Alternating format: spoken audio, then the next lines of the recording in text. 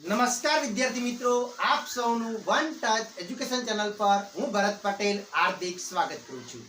આજે આપણે આ વિડિયોની અંદર ધોરણ 12 પછી તમે ગ્રેજ્યુએશનની અંદર એટલે કે બેચલર ઓફ આર્ટ્સ, બીકોમ છે, બીએસસી છે એવા કોલેજોની અંદર તમે જ્યારે એડમિશન લેવા જો છો તો એ એડમિશનની સમગ્ર પ્રોસેસ શું હોય છે આપણે ખાસ અગત્યના ટોપિક ઉપર ચર્ચા કરવાની છે।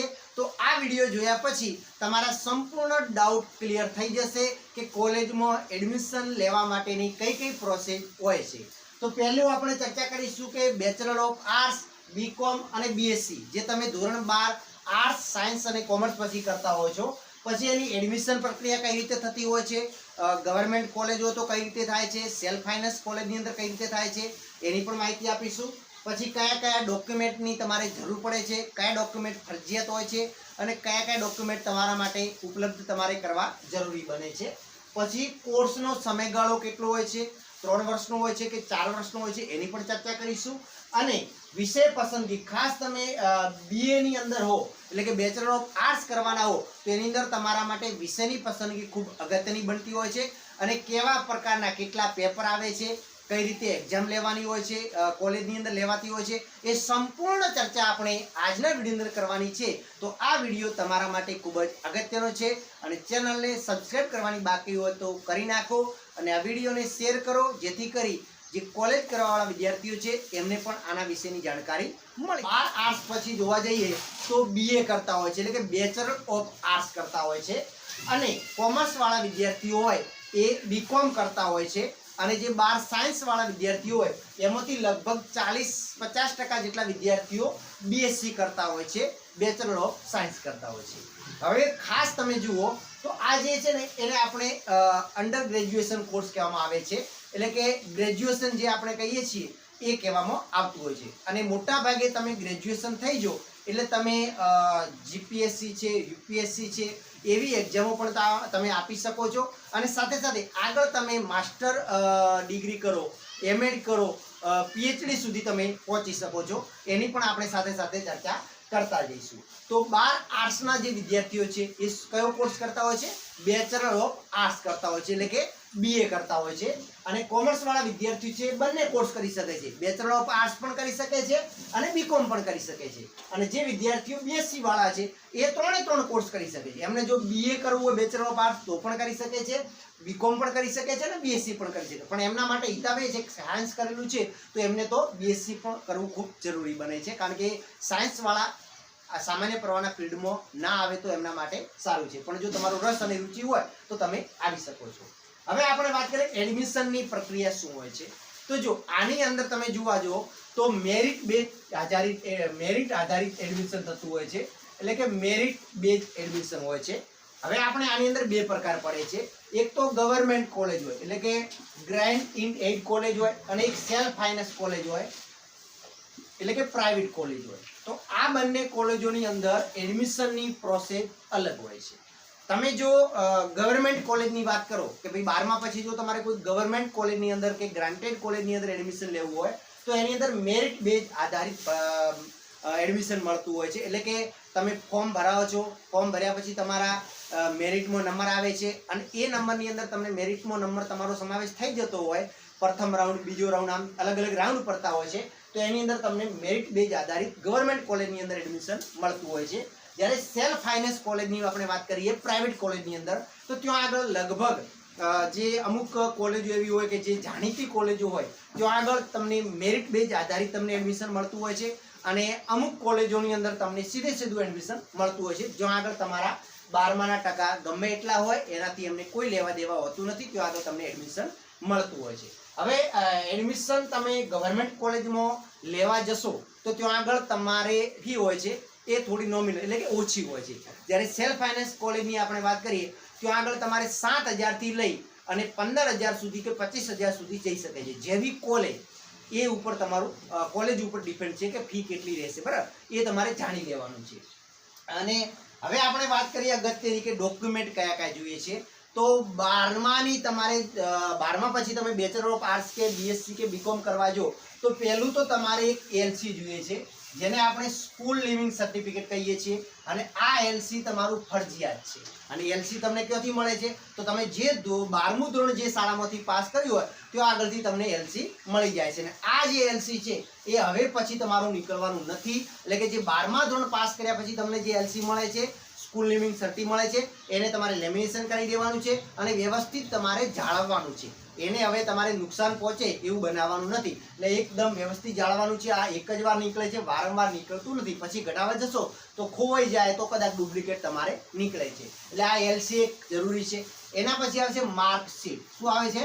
માર્કશીટ. હવે જે તમે બોર્ડની પરીક્ષા તમે 12મા ધોરણની અંદર આપી હોય એની બોર્ડ દ્વારા તમને જે માર્કશીટ આપવામાં આવતી હોય છે એ માર્કશીટની તમારે જરૂર પડે છે. એના પછી તમે જો ટ્રાયલ સર્ટી, શું આવશે? ટ્રાયલ સર્ટીની જરૂર પડે છે. ચારિત્ર્ય તમને આપે છે, ચારિત્ર્ય સર્ટી પ્રમાણપત્ર પણ ચારિત્ર્યનું જે આપે છે, ચારિત્ર્ય સર્ટી મળે છે. આટલા તમને તમારી સ્કૂલમાંથી જ મળી જશે. આ તમામે તમામ જે ડોક્યુમેન્ટ છે એ તમને સ્કૂલમાંથી મળી જશે.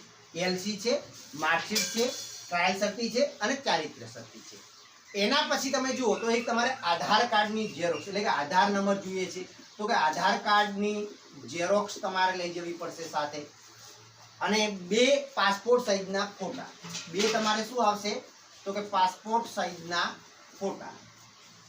આ 2 ફોટા તમારે ફરજિયાત. અને મલ્ટિપલ કોલેજની અંદર જો તમે ગવર્મેન્ટ કોલેજની અંદર એડમિશન લેવા જવાના હો તો તમારે આ જે પાસપોર્ટ સાઇઝના ફોટા છે એ થોડા વધારે પ્રમાણમાં રાખવાના છે સાથે. એટલે અલગ અલગ દરેક કોલેજમાં 2 જોઈએ. તમે 10 કોલેજની અંદર ફોર્મ ભરો તમારે 20 ફોટા જોઈએ, બરાબર ને? એવી રીતે તમારે આ 2 દરેક કોલેજમાં 2 પાસપોર્ટ સાઇઝના ફોટા. તો આટલા ડોક્યુમેન્ટ છે ને એ તમારા માટે ફરજિયાત છે. કેવા છે? ફરજિયાત છે. તો આટલા ડોક્યુમેન્ટ તો તમારે જરૂરી છે ને છે.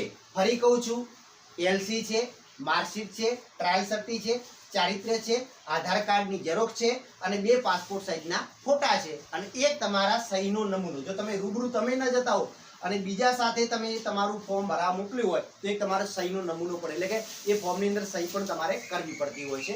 તો આટલા ડોક્યુમેન્ટ તમારા માટે ફરજિયાત છે. હવે આના સિવાય બીજા ડોક્યુમેન્ટ કયા છે? તો બીજા ડોક્યુમેન્ટ તમારા, જો તમે જાતિ પ્રમાણપત્ર છે, ક્રિમિનલ સર્ટી છે, ઓબીસી વાળા માટે ઈડબ્લ્યુએસ નું સર્ટી છે, તો આ ડોક્યુમેન્ટ પણ જો તમારે શિષ્યવૃત્તિ માટે જરૂરી છે. એ અત્યારે નહીં પણ એ પાછળથી, અને ગવર્મેન્ટ કોલેજની અંદર તો એ પણ જરૂરી છે કે જાતિનું પ્રમાણપત્ર છે, નોન ક્રિમિનલ સર્ટી છે, આવકનો દાખલો છે, એ બધા જ તમારે ડોક્યુમેન્ટ જરૂરી છે. પણ એ સેલ્ફ ફાઇનાન્સની અંદર તમે જશો તો તમારે આટલા જ જરૂર પડશે અને બાકીના તમે પાછળથી આપી શકો છો શિષ્યવૃત્તિ માટે. પણ ગવર્મેન્ટ કોલેજની અંદર જશો તો બધા જ ડોક્યુમેન્ટ તમારે નીકાળી દેવાના છે. તો એ ફટાફટ તમારે જેવું તમારી હાથમાં એલસી આવી જાય અથવા તો હવે સ્કૂલની અંદર જઈને તમે લઈ નાખો અને તમે આ પ્રોસેસ કરી અને જાતિનો દાખલો છે, આવકનો દાખલો છે, એ બધા જ ડોક્યુમેન્ટ તૈયાર કરી નાખો, બરાબર ને? 1-2 દિવસની અંદર તમારા તૈયાર થઈ જાય. તો આ રીતે તમારા એડમિશન પ્રોસેસ થતી હોય છે અને આ ડોક્યુમેન્ટ આટલા જરૂરી હોય છે, બરાબર? હવે ફોર્મ કઈ રીતે ભરાતા હોય છે? તો 2 પ્રકારે ફોર્મ ભરાતા હોય છે. એક તો ઓનલાઈન, અમુક કોલેજો ઓનલાઈન ફોર્મ ભરાવતા હોય છે અને અમુક કોલેજની અંદર ઓફલાઈન, એટલે કે તમારે કોલેજની અંદર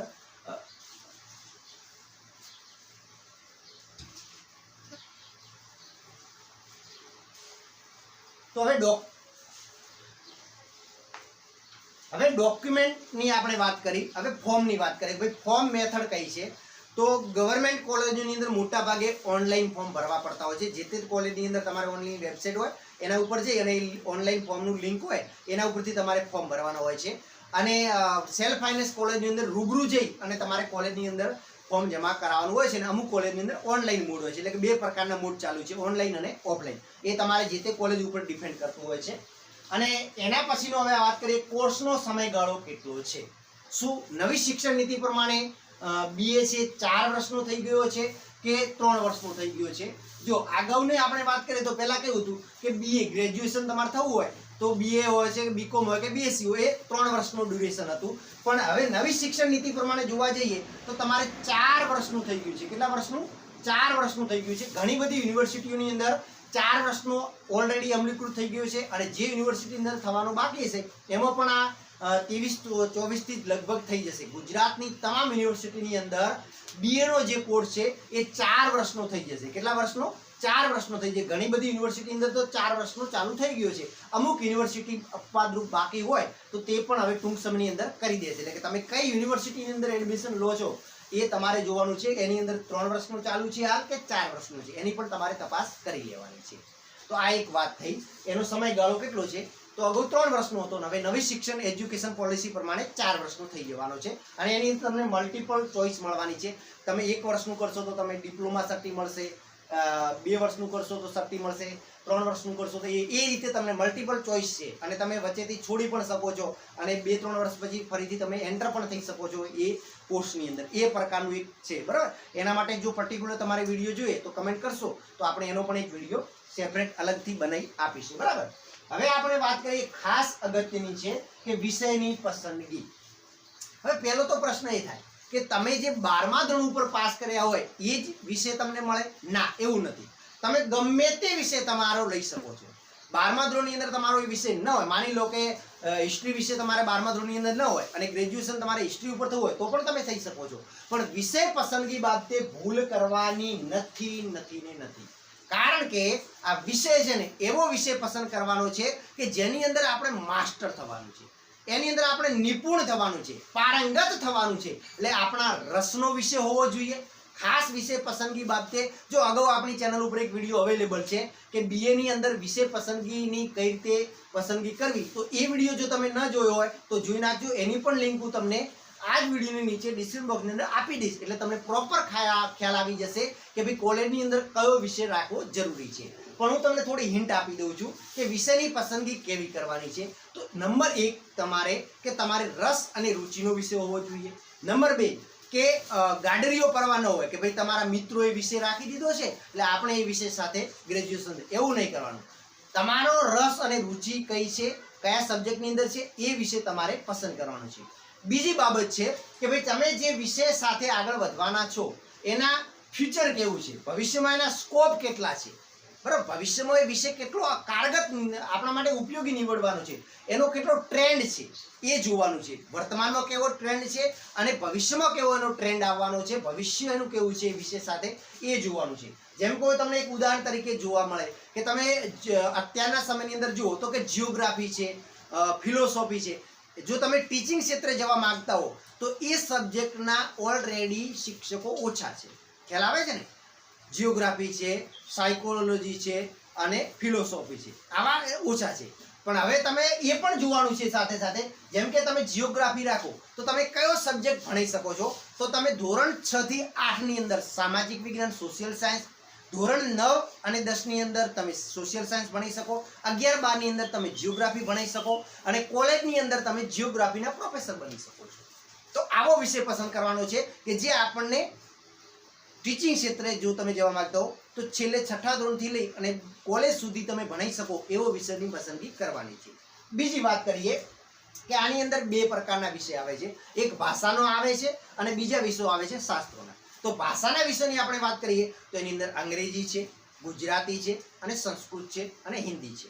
હવે આપણે જોવા જઈએ તો અંગ્રેજીની અંદર જો તમારું ભરપૂત્વ હોય, ઇંગ્લિશ તમારું પાવરફુલ હોય તો તમે ઇંગ્લિશ સાથે આગળ, અંગ્રેજી સાથે આગળ વધી શકો છો.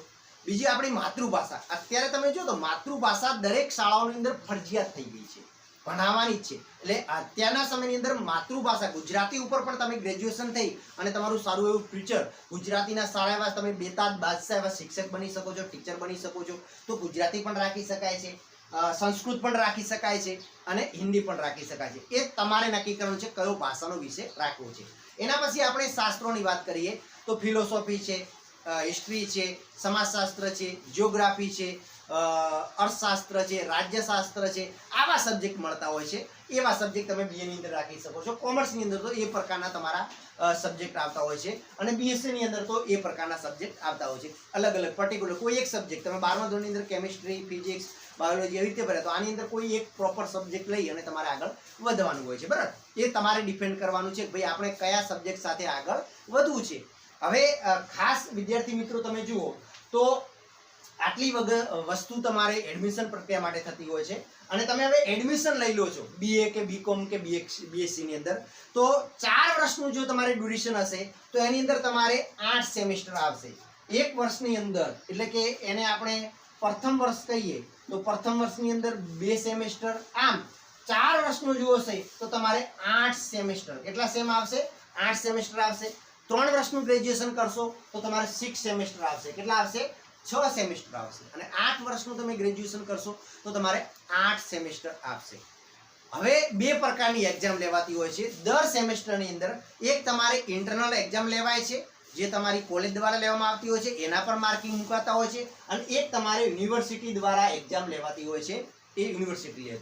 તો દરેક સેમેસ્ટરની અંદર બે એક્ઝામ આપવી પડતી હોય છે, એક એક્સટર્નલ એક્ઝામ અને ઇન્ટરનલ એક્ઝામ. ઇન્ટરનલ એક્ઝામ તમારી જે તે કોલેજ લેવાની છે અને યુનિવર્સિટીની એક્ઝામ યુનિવર્સિટી લે છે, બરાબર. અને એ રીતે તમારી 6 સેમેસ્ટર હોય તો 6 સેમેસ્ટર અને 4 વર્ષનો ગાળો હોય તો 8 સેમેસ્ટર. અને એ રીતે તમારું 8 કે 6 સેમેસ્ટર પૂરા થાય એટલે તમારું આખું માર્કિંગ થતું હોય છે. અને દરેક સેમેસ્ટરના માર્ક્સ ગણાય અને કેલ્ક્યુલેશન થઈ અને પછી તમારું મેરિટ બનતું હોય છે. તો દરેક સેમેસ્ટરની અંદર તમારે મહેનત કરવી હિતાવહ છે. હવે આની અંદર ઘણા વિદ્યાર્થીઓ કે રેગ્યુલર કોલેજ કરવી કે એક્સટર્નલ તરીકે કરવી, તો હું તમને કહું છું રેગ્યુલર કોલેજ કરવી તમારા માટે હિતાવહ છે. અને તમે એવા સબ્જેક્ટની પસંદગી કરીને કરશો અને રેગ્યુલર કોલેજ કરશો તો જીપીએસસી અને યુપીએસસી લેવલનું જે સિલેબસ હોય છે એ સિલેબસ તમારે જો કમ્પ્લીટ થતું હોય છે. હવે આપણે કેટલા પેપર આવે છે તો કુલ પેપરની આપણે વાત કરીએ તો એક તમારે પ્રથમ વર્ષની અંદર એક કમ્પલસરી એટલે કે ફરજિયાત અંગ્રેજી આવશે, બીજું તમારે ફરજિયાત સંસ્કૃત આવશે, અને ત્રીજું પેપર તમે જોવા જો તો તમારા મુખ્ય વિષય તમે જે રાખો, દાખલા જીઓગ્રાફી રાખો તો જીઓગ્રાફીના પેપર 1 અને પેપર 2 આવશે. પછી પ્રથમ ગુણ તમે જે રાખો, દાખલા કે પ્રથમ ગુણ તમે ગુજરાતી રાખ્યું તો ગુજરાતીના 2 પેપર આવશે, એટલે 4 પેપર એ આવે અને 2 ગુણ જે કહેવાય એનું પેપર.